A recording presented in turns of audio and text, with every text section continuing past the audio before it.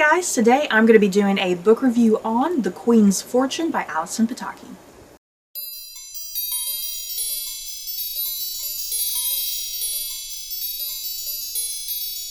The Queen's Fortune by Allison Pataki follows young Desiree Clary as the French Revolution ravages her country. A chance encounter with Napoleon Bonaparte leads Desiree down a path she would have never imagined.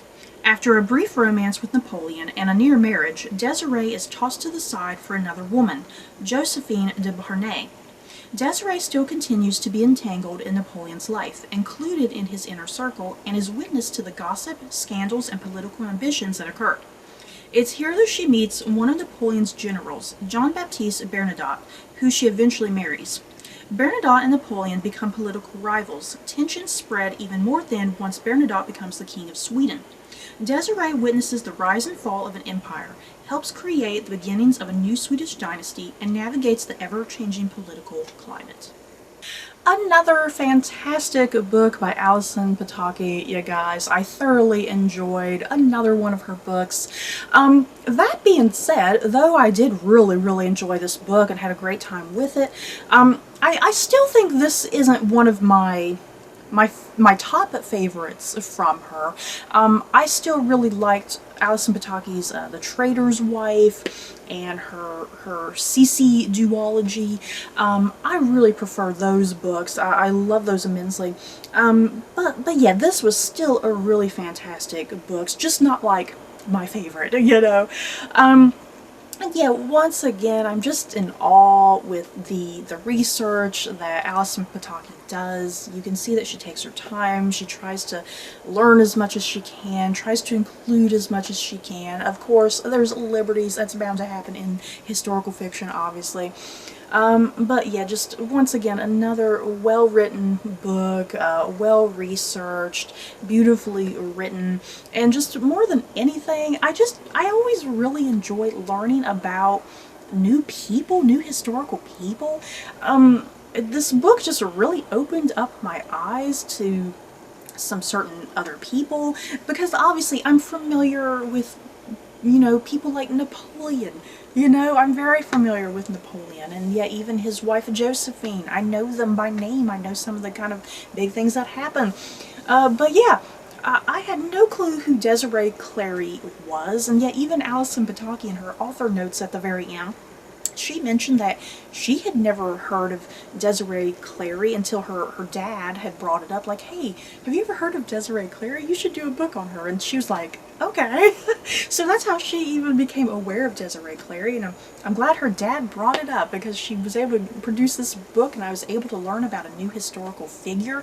And not only just learning about Desiree Clary, but going a step beyond that and kind of learning a little bit more about the Swedish monarchy, because I in the back of my brain, I know that the Swedish monarchy is still a thing to this very day. It's just not as prominent as, you know, the UK monarchy, because we hear so much about the UK monarchy, and Sweden kind of lingers quietly in the background, which I think they probably like.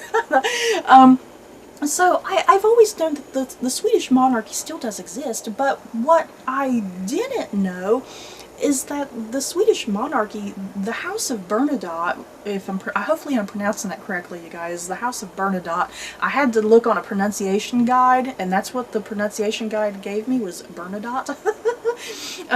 So the House of Bernadotte is actually like a couple hundred years old, and it's been going strong and still exists to this very day. And yeah, Desiree Clary and her husband, you know, they had their children produced more children and more children after that, you know, and that the house has just continued to this very day, and it's mind-blowing to me, you guys, because I've never even really thought about that, you know. I had no idea that the Swedish monarchy that exists now, you know, you can go back to the time of Napoleon, essentially. It's just so crazy.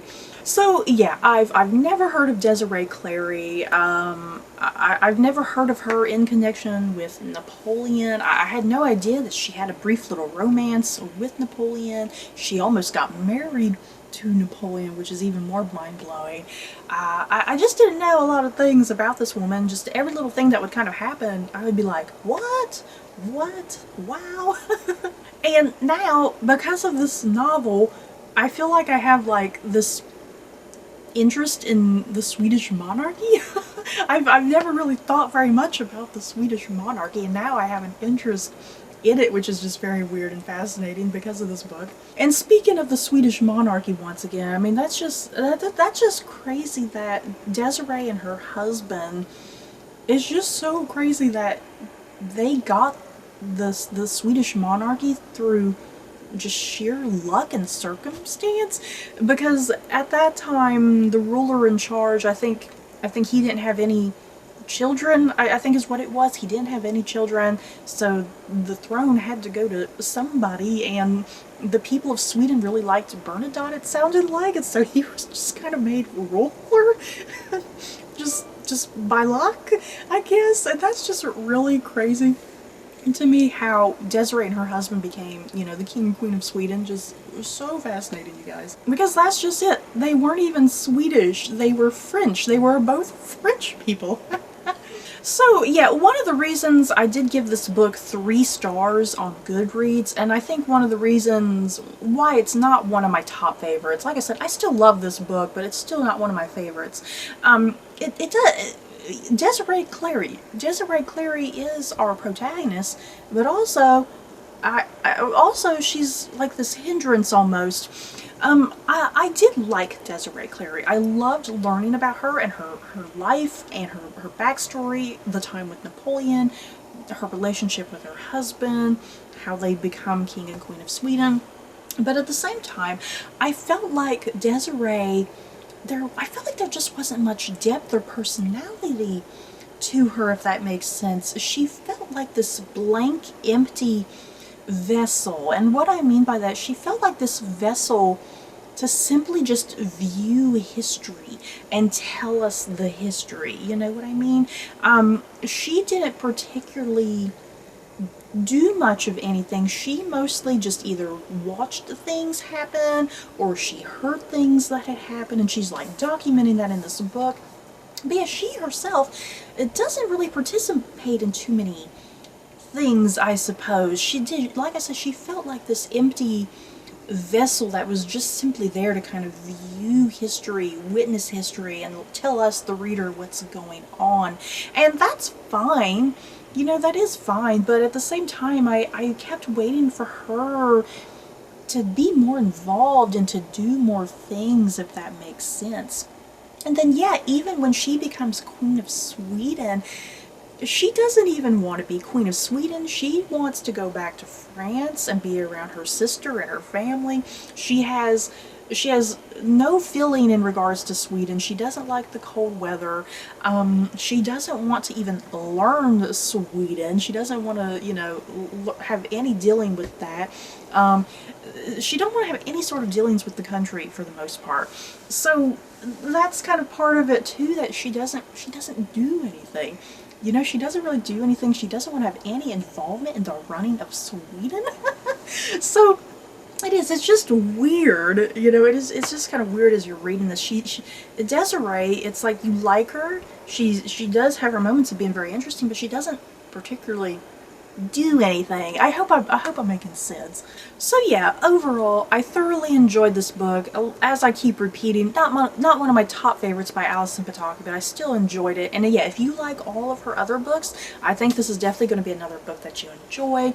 I just had a lot of fun with this book. I learned a lot of brand new information, which is always nice when it comes to historical fiction, because sometimes I feel like I read the same sorts of books over and over. You know, I'm so familiar with like Tudor England and World War II, and every now and then I like when there's a book like this that's refreshing, that takes place in just different places, you know, different people, different events, so it's always refreshing. So yeah, I still really appreciated this book. Felt like I learned a lot of stuff.